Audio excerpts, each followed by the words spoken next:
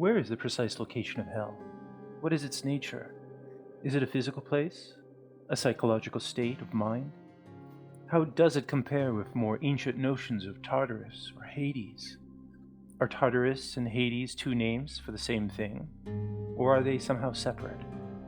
These are all very good questions, and the literature on this is fragmented, but also simultaneously overwhelmingly attested to in our ancient and more modern sources. These questions were burning in the mind of the English rector Tobias Swinden, who wrote a now rather obscure work entitled An Inquiry into the Nature and Place of Hell, published in 1714. The work was translated into French in 1728 by Jean Billon, who was a minister of the English Church in Amsterdam. It's a thoroughly enjoyable read, despite the threat of hellfire and divine retribution it promises to those unrepentant sinners. However, in it he outlines a number of theories proposed by various ancient writers and compares them with Scripture, in order to come to a more accurate understanding of hell, its precise location and nature. What is surprising is that this somewhat obscure work manages to accurately portray a 4th century Pythagorean notion of the central fire, located in the middle of the universe. Committed to paper, if you will, by the 4th century Pythagorean Philolaic when he developed his cosmological schema. Much is still mysterious and unknown about the intricacies and workings of this cosmological model, and Plato's intellectualizing combined with Aristotle's polemical attacks targeting the diversity of Pythagorean viewpoints has muddied the waters for centuries and allowed for a tremendous misunderstanding of the original conception of the Philolaic system to propagate. Despite the historical recorrections that have come to light, there is still considerable misunderstandings of the nature of this system. But before we arrive at Swinden's comments regarding the Philolaic central fire, let us see his other suggestions for the location of hell. A few points found in the Inquiry into Nature and Place of Hell. Swinden says that Origen, whose views he opposes, claimed that the understanding of hellfire was that of the mind, as opposed to an actual physical corporeal burning. He continues by stating that others have made distinctions between different types of fire, let's say a more subtle or celestial fire and a more base or corporeal fire, and he firmly concludes that all fire is of one nature. He identifies the improbability of hell being located inside the center of the earth, quote, for the due understanding of which it will be needful to observe that to the being and constitution of fire there is required both an unctuous sulphurous pabulum, on which it feedeth, and also a nitrous fuel which it receiveth from the air, without both which can by no means subsist or act. In plain terms, when the fuel is spent or taken away, the fire dies, and when the air is wholly excluded or kept from it, 'tis put out. Even more simply put, for fire to eat and breathe, and therefore stay alive, it cannot be contained and sealed within the confines of the earth. He also argues that the body of the earth is composed of earth and water elements, and fire and air would be held as if prisoners against the inclination of their natures, imposing the qualities of grossness and heaviness as opposed to their more natural mounting and soaring qualities. There seems to be, quote, great violence done to both the earth to keep the fire and the fire to be trapped within the earth. This, Swinden suggests, is also a dead end. Swinden, in fact, suggests that water is more likely to be at the center of the earth than fire. In support of this, he quotes the book of Job, quote, who shut up the sea with doors when it brake forth as if it had issued out of the womb? With regard to holding capacity, the center of the earth would be too small to contain the lapsed angels and the infinite numbers of the damned. This seems to be an extrapolation from the Miltonian conception of 1/3 of heaven being vacated due to the rebellion of Lucifer and the angels that sided with him in opposition to God.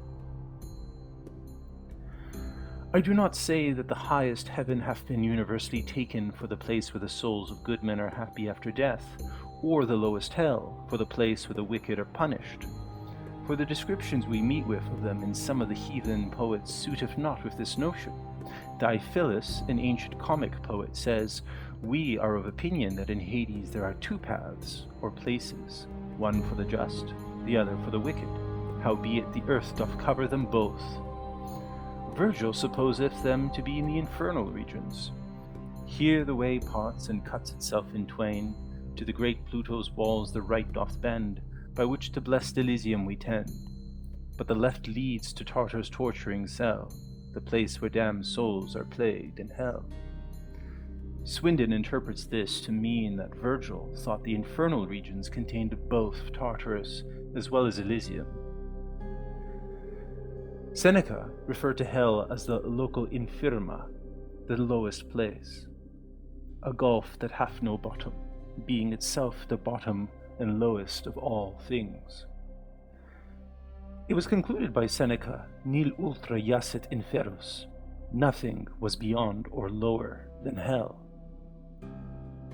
All the poets say that they not only placed hell below, kato, but epoktonos, quite under the earth.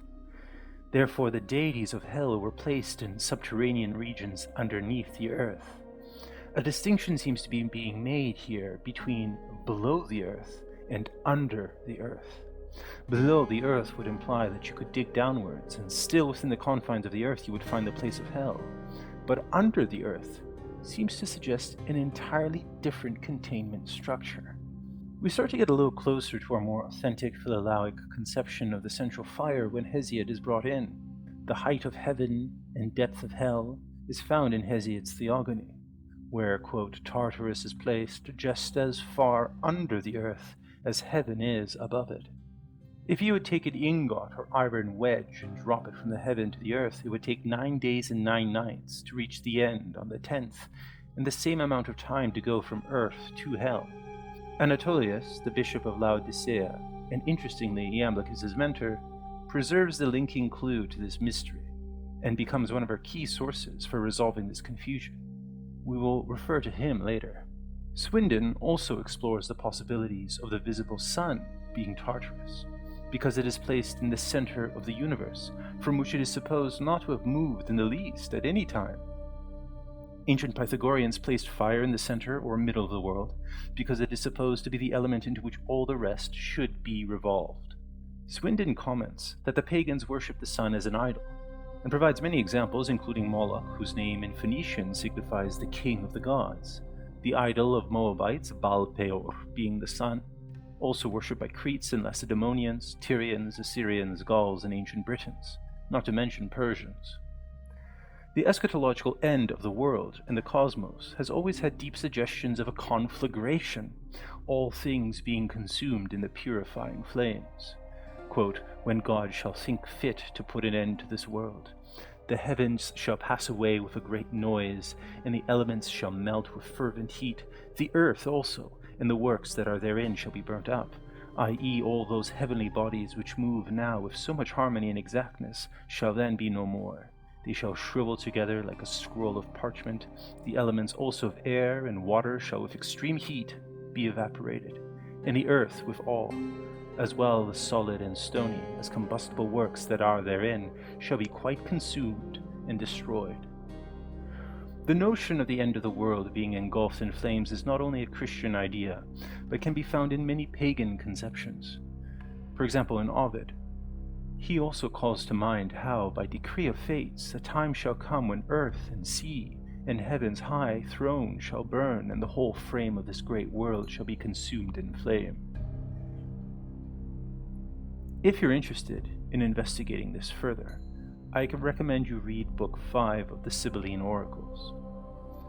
"Then shall a burning flood flow from on high, and with its fiery stream all things destroy, earth, ocean, lakes, rivers, fountains, hell and heaven, the lights in the firmament that dwell, shall lose their beauteous form, and darkened all, dropped from their places down from heaven shall fall." The Stoics, like Seneca, believed the stars shall make inroads on one another, and whole world being on flame, whatsoever now shineth in comely and decent order shall be burned together in one fire. At last we come to Swinden's remarks, which accurately depict the Philolaic system in its original conception.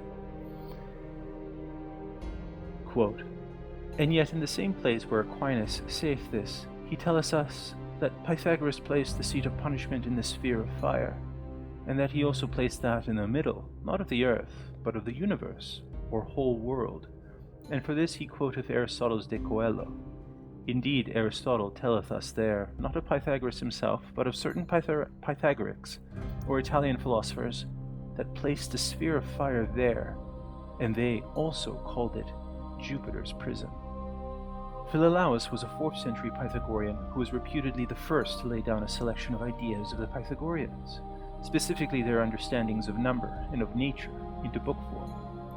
This book is now lost to us. Parmenides and Empedocles hailed from the same cultural and geographical milieu and context as Philolaus, and it is interesting to see how fires burning within the earth are incorporated into their works. But through philosophical commentaries, particularly in the early Academy with Plato and the later peripatetic school of Aristotle, fragments of his system have been preserved, but also confused and spoiled by misunderstandings, mistranslations, and willful ignorance. To this very day, the full articulations of the processes within this system are still a mystery.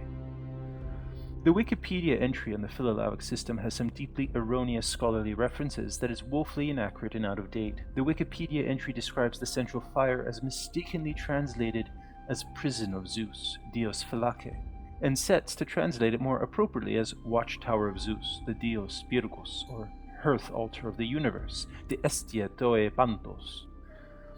The academic Maniatis claims that this is a more accurate reflection of Philolaus' understanding of the central fire.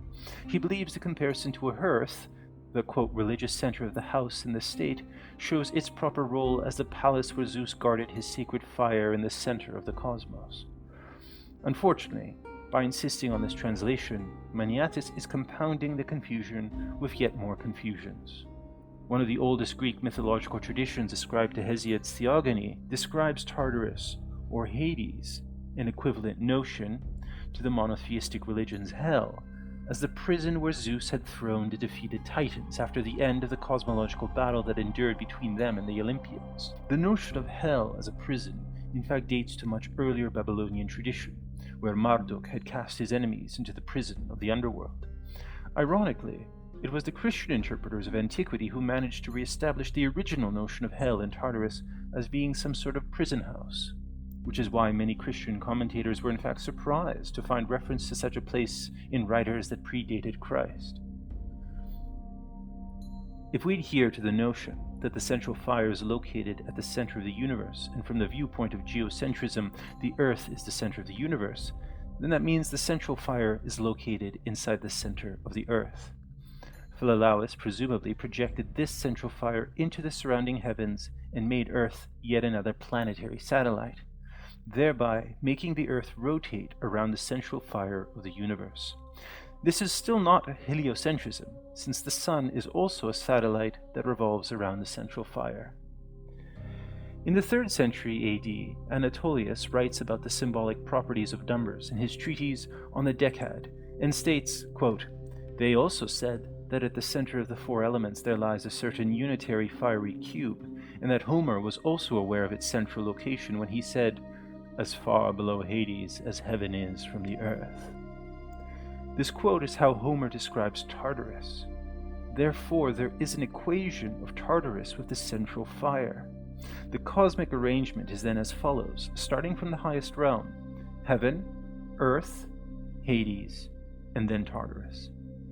The Homeric heaven and earth correspond to the Philolaic heaven and earth. The Homeric Tartarus corresponds to the central fire. The Homeric Hades, which is located above Tartarus, but below the earth, is therefore what is known as the Philolaic counter-earth, which is above the central fire, but below the earth. Therefore, the counter-earth is simply another name for Hades. In congruence with the qualities of Hades, the Philolaic counter-earth is also considered invisible. The counter-earth also has features of possessing inhabitants whom we are unable to see from our normal perspective on the surface of the earth.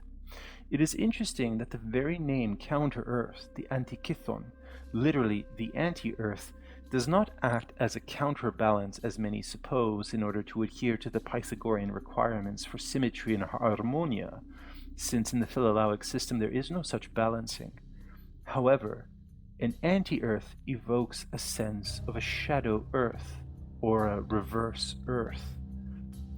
This is the other world, that being the world of the dead. There is an Alexandrian Pythagorean variant of the Philolaic scheme that associates the counter-Earth not with the invisible planetary body, but with the moon, once again transposing to the lunar counter-Earth that which is identified with Hades. Behind the Philolaic schema lies the basic idea of Tartarus as an enormous mass of fire, which is first associated by Pindar and then later by Plato. Perhaps influenced by the geographical landscape of Sicily and southern Italy, places he had visited, in the homeland of Empedocles. According to 5th century Greeks, Hades and Tartarus were considered interchangeable. It seems that as Philolaus copied down his cosmological theory, some adjustments were made. Empedocles spoke of the association of fire with Hades, and this may have been influenced by the presence of volcanic fires and hot springs in his homeland. Fire had a minimal role in the Egyptian underworld, and fire was almost virtually absent in Zoroastrianism's conception of the underworld. Our Christian, Jewish, and Islamic understanding of the purifying hellfire that resides in the underworld is attributable to Western Pythagoreans like Empedocles and Philolaus. Again, the central fire of the Philolaic system corresponds to Tartarus, into which Zeus hurls his enemies, like the Titans, as well as the damned of the human souls. The central fire had a number of names, and as we alluded to before, was called, among many others, Dios Oikos, Zeus's home, Dios Thronos, Zeus's throne or watchpost or defense tower. But if we sit with this contradiction for a moment, it becomes inconceivable that Zeus's home is precisely the same location as the prison where he sends his enemies. After all, his real home is in Olympus. In the early academy of Plato and his nephew Speusippus, it was a commonly held belief that the central position was always considered the most honorable point, and since Zeus is the ruler of the gods, his location logically belongs there. Here is an extract from Plato's Critias. Quote, "And he gathered all the gods together in their most honorable home, which stands steady at the center of the universe." This was a reinterpretation of the original Philolaic system that brought a whole series of confusions. This shows how much of the original understanding was lost or distorted from the translation of Western Pythagoreanism in Italy to the Platonic Academy. There was a mythical complexity and ambiguity and nuance to the Philolaic system that was simply not tolerated by Platonic exegesis and his philosophical ambitions. This approach was further concretized by Aristotle, who enjoyed ridiculing the Pythagoreans. Plato surely retained some of the mythological components, but he subsumed them under more favored pursuits of laying out philosophical palaces and constructions in his hypostatizing of the intellect. By the time Plato and Aristotle had reinterpreted the Philolaic system, the mythological and eschatological implications of it were gone. There was a morphing of language whereby the Dios phylake, or Zeus's prison, was translated into Latin as Iovis Custos, Zeus's watcher, or watchpost. Interestingly, it was partly Thomas Aquinas who carried forth the older, more traditional definition. Pythagoras located the place of punishment in a sphere of fire which he said existed at the very center of the whole universe, and he called this region Zeus's prison, as is apparent from Aristotle. However, it is more in keeping with scripture just to say that it is situated underneath the earth. However, this translation of Aquinas's was ultimately based on William of Moerbeke, which was then based on the famous alchemist Albertus Magnus, who was in fact Aquinas' teacher. Eventually, the 12th century Italian translator Gerard of Cremona modified the text of Aristotle by reintegrating Christian mythological components into the writings and paradoxically recovering the early Greek notions of Tartarus as a fiery center of the universe, with the Titans, like in Hesiod's Theogony, and later damned human souls who would all be thrown into Zeus's prison, just as the earlier Pythagoreans believed. The Christian New Testament notion of hell or Tartarus as a prison of phylake goes back to Jewish sources and also to Babylonian sources of Marduk, throwing the bound or imprisoned gods into the prison, the Kisuku, of the underworld. This entire investigation, of which we've briefly outlined, and avoiding its inherent scholarly complexity, has shown that historical development of ideas do not take a narrow linear approach of evolution, but in fact are recovered and lost and recovered again in a cyclical fashion, by which they change their general content while maintaining their ultimate forms. It is surely a balm on the soul to know that what is once forgotten is never lost for good. Take care for now.